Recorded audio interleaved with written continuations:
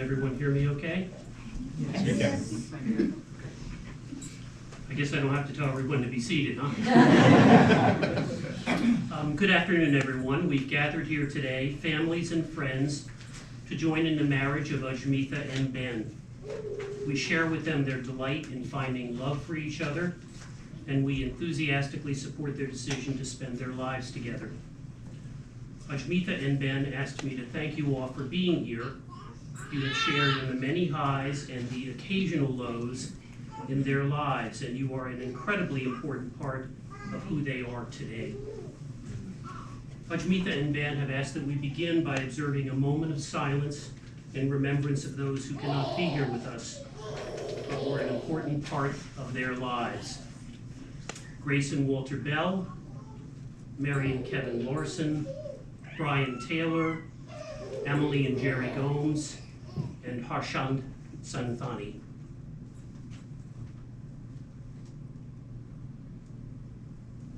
Thank you.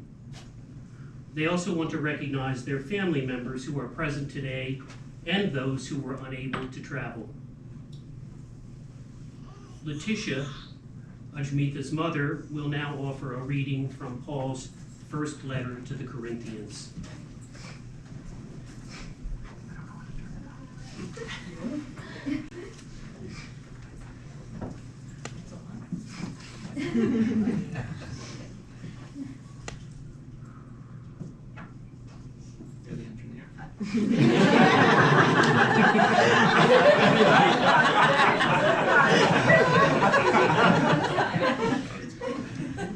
The one time, right? It's already running over.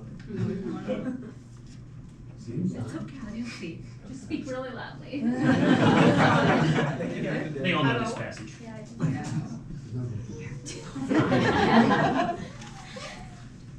Love is patient, love is kind, it does not envy, it does not boast, it is not proud, it does not dishonor others, it is not self-seeking, it is not easily angered, it keeps no record of wrongs. Love does not delight in evil, but rejoices with the truth. It always protects, it always trusts, always hopes, always preserves. Love never fails.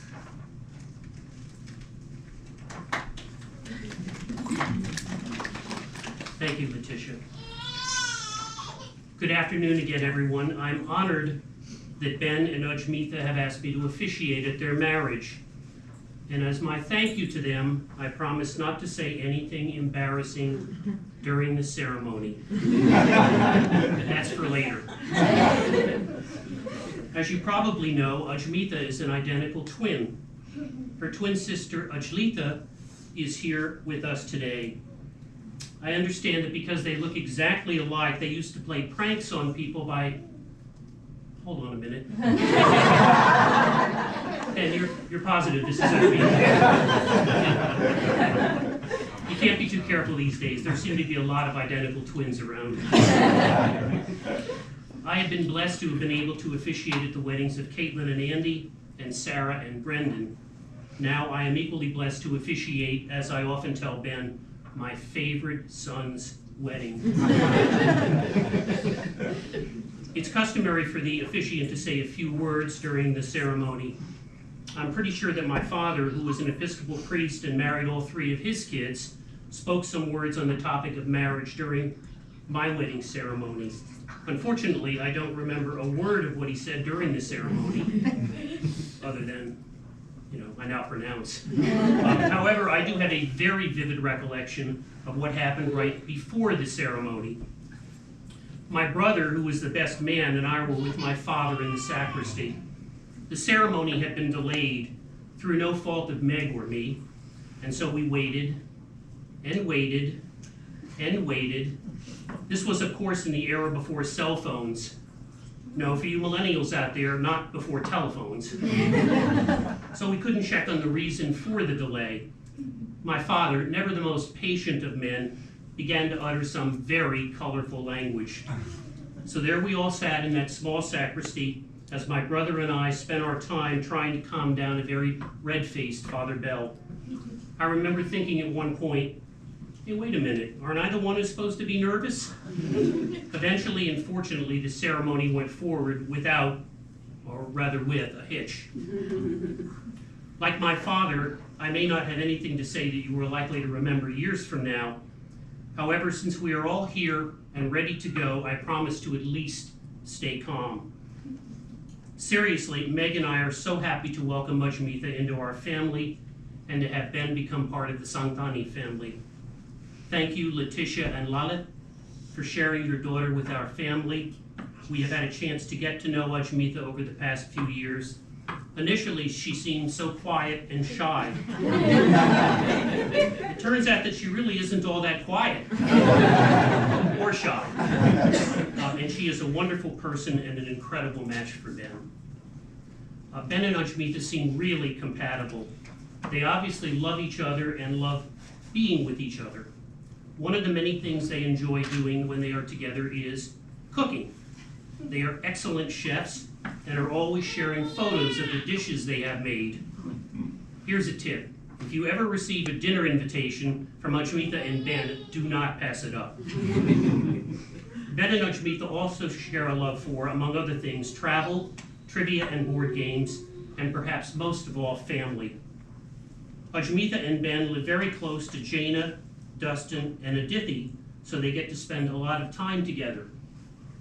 Isn't that right, Adithi? And when they are in Shaker Heights, there are always multiple visits to see Caitlin, Andy, Will, and Natalie. Isn't that right, Will and Natalie? Ben adores his two older sisters and I believe would do anything they ask him to. That used to worry me a little bit when his sisters were younger, but fortunately they have used their power over Ben judiciously. Mostly they use their power to get him to bake cakes for them and all their friends. Ajmitha and Ben seem to have all the ingredients for a wonderful marriage.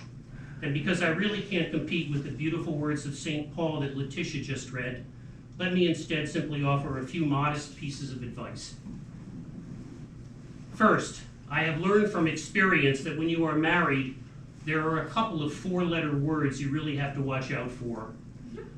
These words are sure and fine. Before I got married, I assumed that these words meant, well, something like, I agree with what you just said. My mistake. It turns out that, as I imagine many of you have also discovered, they literally mean the opposite. As in, hey sweetheart, is it okay if I go play golf all day while you watch the kids? Sure.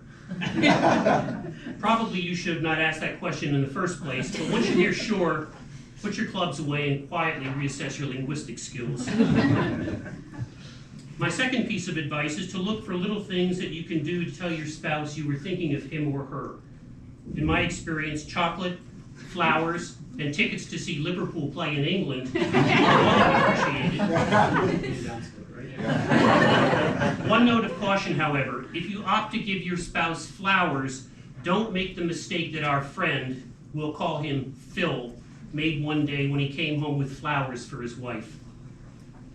One day after work, seemingly for no particular reason, Phil showed up with a beautiful bouquet for his wife. She was very touched.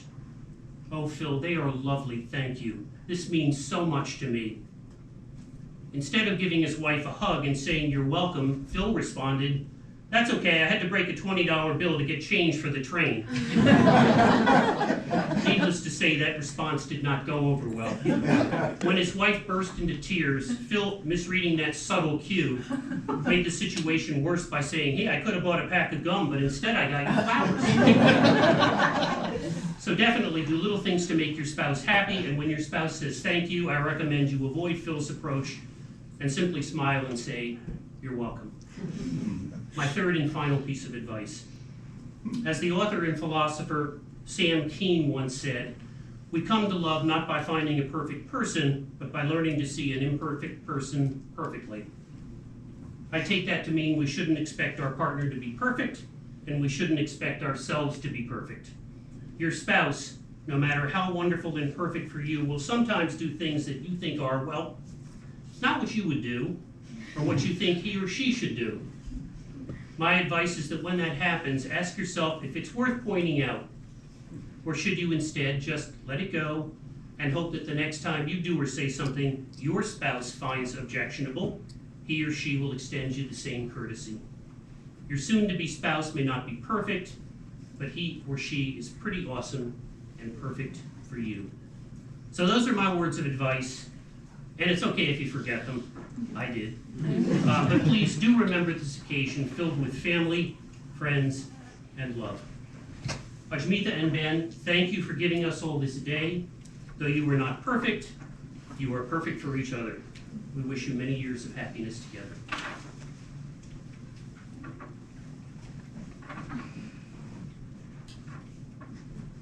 Do you, Ajmita, promise to love Ben and respect him, to share your life and your dreams, to build with him a home that is a place of love, happiness, commitment, and growth? I do. Do you promise to be a companion to him in all of his successes and failures, his happiness and sadness, to always give him your unwavering support, and above all else, the freedom to be himself? I do. Do you, Ben, promise to love Ajmita and respect her, to share your life and your dreams, to build with her a home that is a place of love, happiness, commitment, and growth? I do. Do you promise to be a companion to her in all of her successes and failures, her happiness and sadness, to always give to her your unwavering support, and above all else, the freedom to be herself? I do. Will, can you please bring me the rings?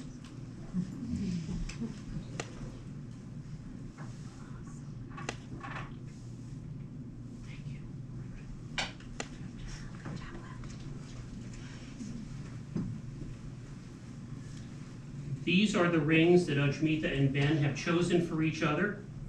For these rings will be a visible sign of the vows they have made.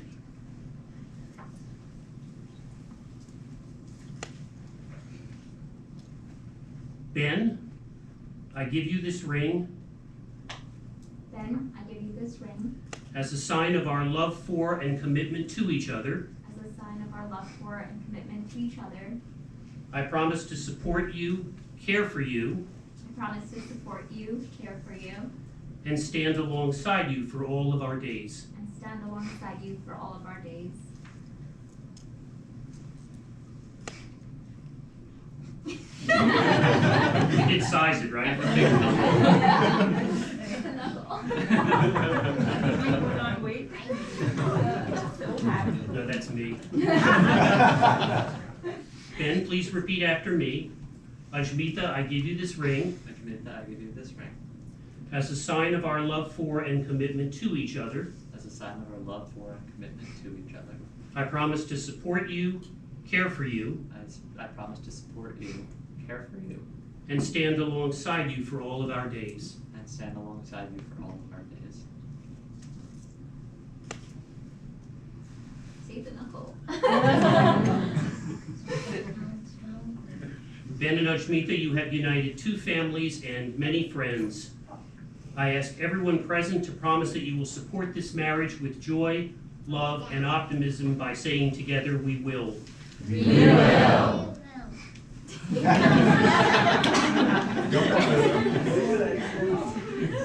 Flower Fest. With the love and support of everyone who is present here today, and by the power vested in me by the state of Ohio, I now pronounce you husband and wife.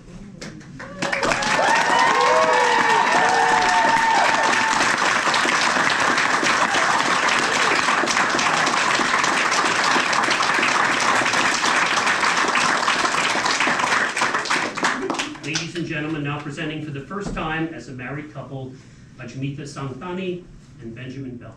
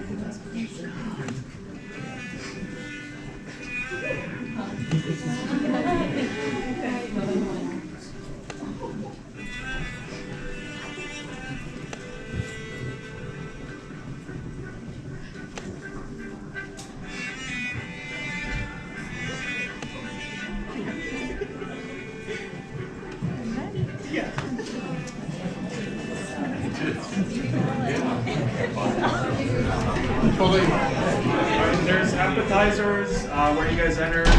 Go up, hang out there for a little bit. I'm not sure exactly when we move in, but we'll start there. Thank you. Come.